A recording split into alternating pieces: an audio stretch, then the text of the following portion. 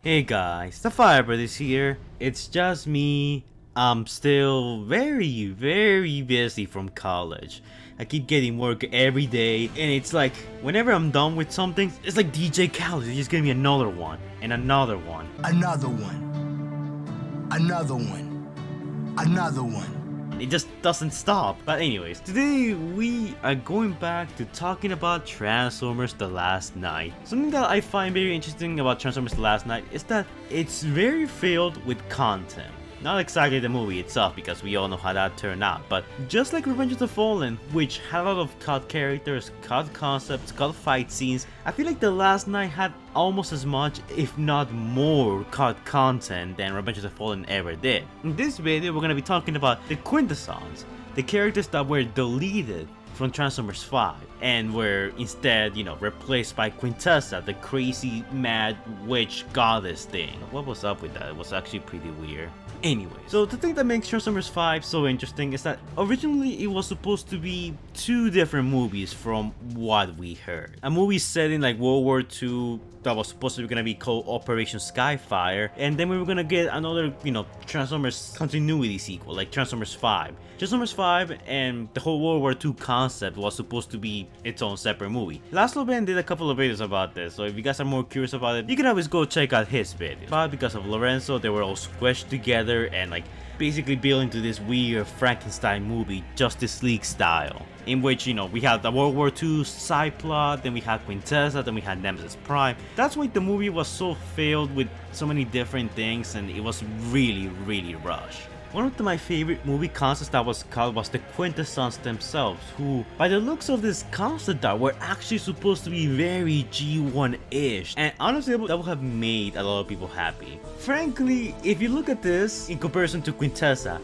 this design is more intimidating, it's more threatening, kinda scary in comparison to Quintessa, who's just this, human-sized transformer with weird witch powers. So the Quintessons were originally supposed to be in Transformers The Last Night. But not only that, apparently the Quintessons were gonna be the villains of their own movie. According to some people, the movie originally was supposed to take place 5 years after Age of Extinction. Optimus Prime finds his creators on an alien planet close to the middle of the film, and he does what he does best and just fights them. He doesn't return to Earth until the end of the film for a cliffhanger. When he comes back, he actually comes back as Nemesis Prime, kinda like how we saw him in The Last Night, with the Quintesson army behind his back. Originally, apparently Galvatron was supposed to be the main villain, and Bumblebee was gonna be the leader of the Autobots for the rest of the movie. And after that, we will get Transformers 6, where supposedly is when Optimus Prime breaks away from the mind control and they fight the Quintessons. That was the original idea, supposedly, but instead we got the whole thing with, Quintessa arriving with Nemesis, and then we got the whole weird scene where Bumblebee gets his boys back, and then we had the final fight, and it's all very,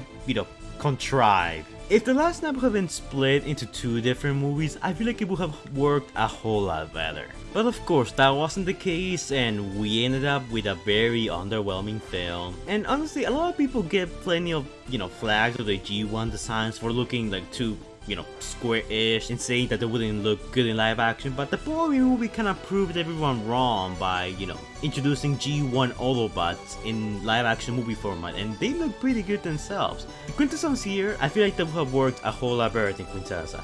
They look alien, but not in an alien way in which, they're just like the Decepticons that typically look like weird insect humanoid robots. These guys look weird, like something that's completely different from your typical Autobots and Decepticons. So they got the look down that separates them from, the factions that we already know about. Also, these guys are gigantic. As you can see in the concept art, Optimus Prime is like a little mouse in comparison to them. These guys are huge. And if that wasn't crazy enough, originally in the concept art, the producers of the movie, or the writers, whoever it was, were thinking of combining the concept of the Quintessons and Unicron into one. So Unicron and the creators were gonna be one and the same. So who created Optimus Prime wasn't just going to be, an alien race like Quintessa or the Quintessons. It was planned for it to be Unicron. In a way, it kinda makes Optimus Prime the Antichrist if you think about it, which is such a weird thing to say, but I feel like that's actually kind of a cool concept.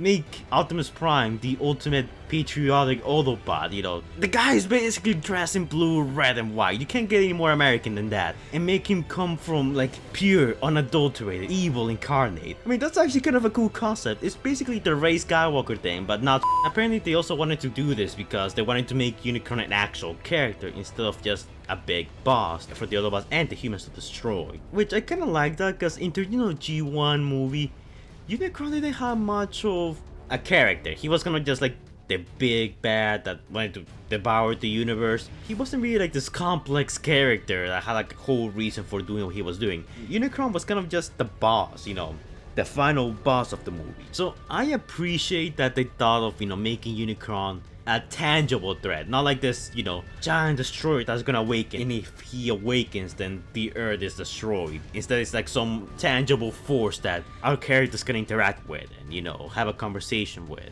I actually really like this concept, and Unicron here looks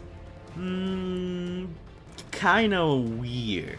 I mean, he looks like a giant hand. It looks like he has 5 fingers, but I don't think that's what they're going for. It looks like that, but I don't think that's the case. Below, we can see the Knights of Iacon. These are just sketches, so they're obviously not very detailed. So, that's probably not exactly how they were gonna look in the end.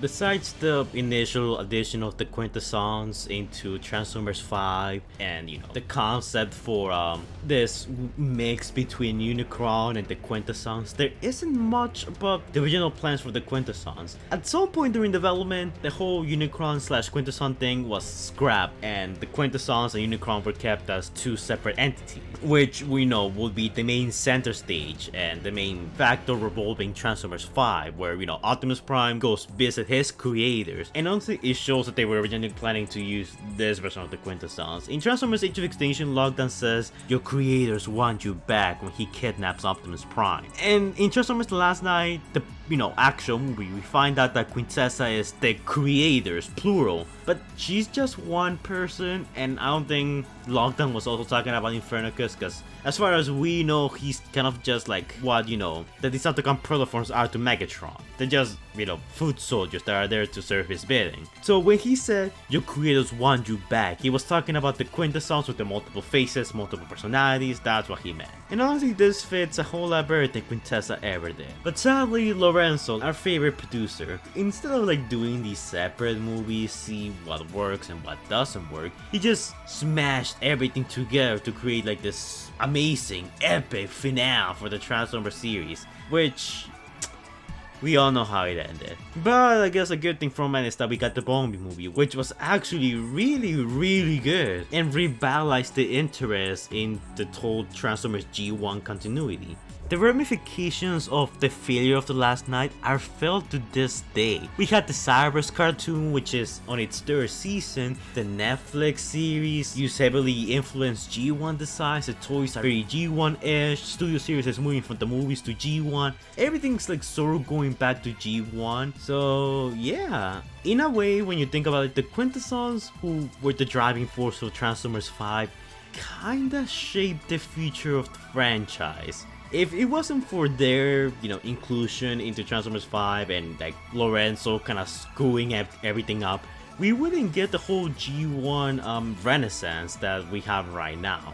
Although I think calling it a renaissance is a bit too much. I think it's the main, G1 focus that Hasbro's having right now. But it's still a shame that we never got these guys in the film. They look amazing. They actually kinda look scary, threatening, and dangerous. It's quite a shame, but I bet you that as time goes on, we're gonna get more concept art for these guys. Transformers The Last Night is on par with Revenge of the Fallen as the Transformers movie with the most cut content. Because it's been years since this movie came out, and we are still getting concept art every single month, every single year we're getting something. So new info, some new details, we are just like getting stuff left and right. So it wouldn't surprise me if by next year I have like a new video on these guys and another, content from the movie. So yeah, we'll just have to make do with what we have and wonder what could have been instead. Either that or we could have ended with a way worse movie, which honestly, it wouldn't be the first time. So yeah, let me know what you guys thought of the Quintessons. Do you wish we could see them in the movie? Are you happy they are gone? Do you prefer Quintessa, or would you have wished that these guys would replace her instead? What do you think of their role in the original version of Transformers 5? You know, them basically appearing halfway throughout the movie just to defeat and basically turn Optimus Prime into Nemesis Prime and being the main leading antagonist in Transformers 6. I think it could have worked, but at the same time, I feel like they would have probably found a way to screw it up, especially if they got Michael Bay on board again. Lorenzo would have gotten Michael Bay to do Transformers 5, and he would have probably screwed up, let's be honest here. So anyways, I'm gonna end things right here, because I have plenty and plenty of more work to do. It never ends. Like, comment, and subscribe, and I'll see you guys in the next video. Stay safe, guys. Anyways guys, before we go, shout out to our patrons: TrueBlue712, Stephanie Bowler, Christopher Prime, Predakin Hunter Plays, Mario Gordon, and the absolute madman himself, Jordan the Great, who donated $100. Thanks a lot to you guys. I tip my fedora in gratitude. A link to their channels and our Patreon are gonna be in the description and in the comments down below. Make sure to go check out their channels. Some of these guys do pretty cool content, and if you guys want to shout out your subs, all you have to do is donate to our Patreon. By donating to our Patreon, you get quite a few rewards. You can collab with me in some of my videos, you get exclusive roles on my Discord server, you can request your own videos, maybe even appear in some of my videos if you so choose, and I'm adding more rewards as time goes on. So yeah, it's a pretty good deal. But keep in mind that it is completely optional, because freedom is the right of all sentient beings. So yeah, thank you guys for donating, it's much appreciated, and I'll see you guys on the next one. Bye.